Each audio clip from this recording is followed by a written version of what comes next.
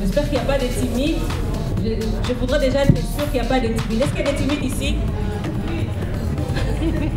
Ah, ce sont les timides qui vont raconter leur histoire. Alors moi, je me présente Mira Vaigene. Je suis la fondatrice de Eleza Masolo. C'est Eleza Masolo qui organise les clubs Masolo.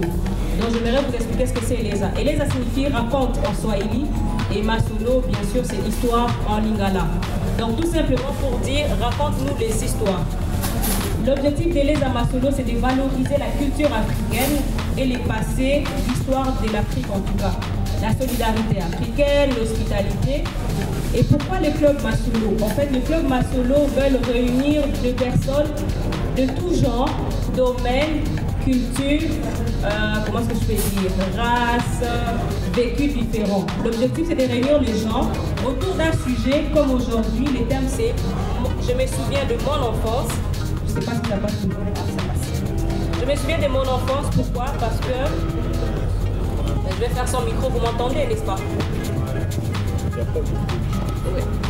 Alors je disais, l'objectif des clubs Masolo, c'est de réunir les gens de tout genre, des gens qui ont de différents vécus, expériences, autour des sujets en commun. Donc le premier thème, c'est « Je me souviens de mon enfance ». On a 4 personnes phares, 5 personnes, dont moi y compris, qui vont raconter les histoires qui ont marqué leur enfance.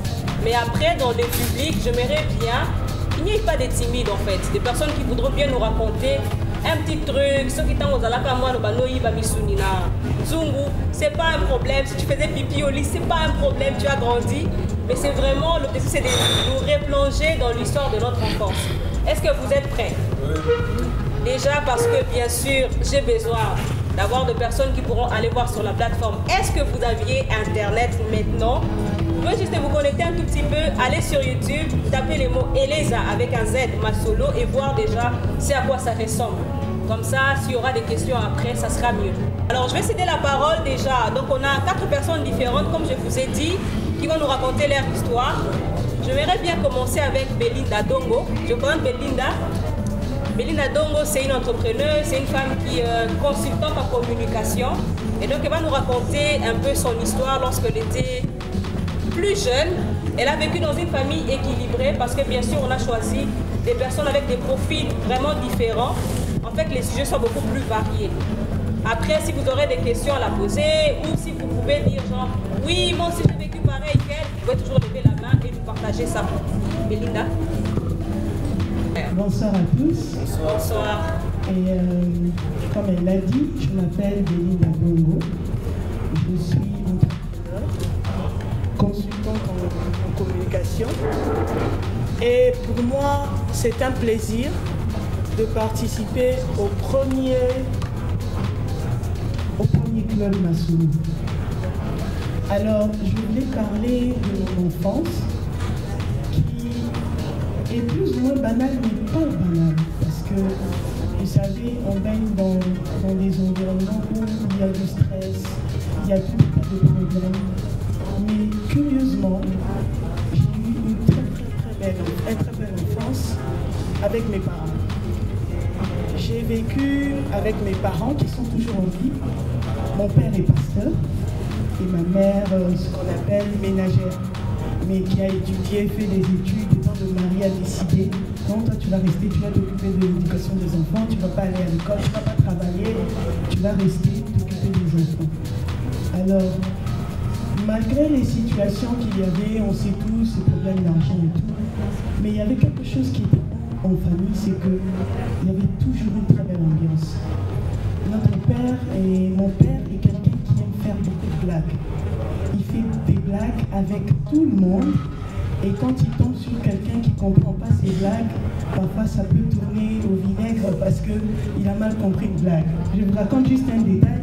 Il a fait une blague un jour à une dame, il lui a dit « Madame, vous êtes très belle, hein ?»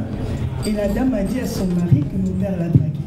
Okay. C'est pour vous dire qu'il fait beaucoup de blagues, il est toujours content. Et alors, il avait instauré un système à la maison. On chantait pour tout et pour n'importe quoi. On chantait pour tout et pour n'importe quoi. Un détail, quand il a faim, alors il nous met en rang, du plus petit au plus grand, et il nous apprend une chanson là, pour qu'on aille réclamer la nourriture à maman. C'était tous les jours comme ça. Alors cette chanson, c'est une kimbala. Je veux la chanter pour vous, et je veux traduire ce que ça veut dire. Alors, je ne sais pas si je peux essayer, je peux mimer aussi. D'accord. Il se met debout et il nous dit, mettez vos ventres devant. Et vous chantez, je suis malade, je suis affamé. Oh. En kimbala, on chante.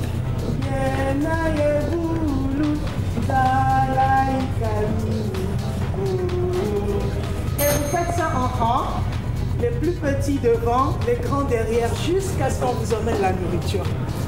Et c'était tous les jours comme ça. Tous les jours comme ça. Donc maman est habituée. Quand elle voit que c'est bientôt l'heure où on va faire notre chorale pour demander à manger, elle se hâte pour préparer et mettre la table. Alors, la deuxième partie, c'est que quand on a fini de manger et qu'on est tous contents, surtout papa, il y a une deuxième chanson. La chanson est encore en kimbala. Et là, on marche comme ça. Ça veut dire qu'on a tellement mangé, on est fatigué et on est content. Elle dit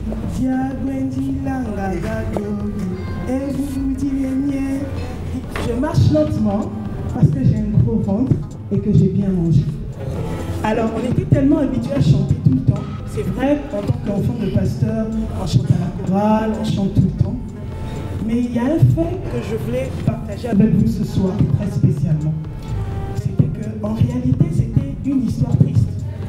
Mais mon père a su la transformer en une très belle histoire. On se rappelle tous les jours quand on est ensemble.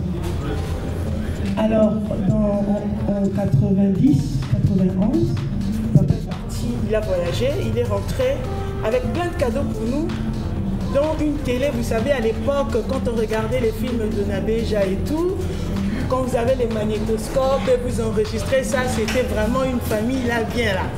Donc il nous a ramené une télé avec laquelle on pouvait enregistrer des choses. C'était vraiment une télé high-tech à l'époque. Et on vit à Massina. Donc du coup, Massina de l'époque, c'est vrai, c'était des nouveaux quartiers, mais c'était des quartiers quand même assez dangereux depuis le temps. Alors un soir, on est parti dormir. On s'est réveillé le matin, la porte ouverte. Toutes les portes ouvertes, toutes les fenêtres ouvertes. Il y a des voleurs qui sont entrés, qui ont tout pris. Tout, même la télé. Alors nous, on ne s'occupait pas du congélateur, on ne s'occupait pas du reste. Mais ils ont tout pris. Et on s'est retrouvés, du coup, sans télé. Il n'y a plus de manga, il n'y a plus de Dragon Ball Z, il n'y a plus Sophie et Virginie, il n'y a plus tous ces dessins animés qui faisaient que chaque matin, quand on se réveillait, on était heureux. Alors, c'était vraiment triste pour nous. On a fait 1 semaine, 2 semaines sans télé. Du coup, la maison était maintenant devenue triste. Alors, tellement il nous a appris à chanter, on sait que tout ce qu'on fait, tout ce qu'on doit faire, on le fait en chanson, ça serait intéressant. Alors, ma petite soeur, celle qui vient juste après moi, s'appelle Lydie, a composé une chanson. Une chanson, et elle a réuni tout le monde en groupe des enfants, en conseil d'enfants. Elle a dit, bon, ben là, on est fichu. Ça fait 2 semaines qu'on n'a rien, on n'a pas de télé, on n'est pas distrait, on n'a rien. Il faut qu'on trouve une solution. Alors, moi, j'ai composé une chanson. Dis, bon, ça va. Toi, tu vas faire le solo et nous, on va t'accompagner en chœur. dit oui, elle nous apprend les mots, on écrit. Et on attend le soir quand papa rentre à la maison, on les fait asseoir, on dit papa, on a quelque chose à te dire, mais on va le faire en chanson. Papa tout de suite, il s'assit tranquille, quoi, il est content. Et ma soeur chante. Nous, dans cette maison, nous n'avons pas de télé. Nous, dans cette maison, nous voulons la télé. La chorale a pris. Oh papa, papa, achète la télé. On a tous chanté ça et il a dit bon, j'ai compris, allez-y, je vais vous redonner une réponse après. Mais ça faisait 1 semaine, 2 semaines, on n'avait pas de réponse par rapport à la télé.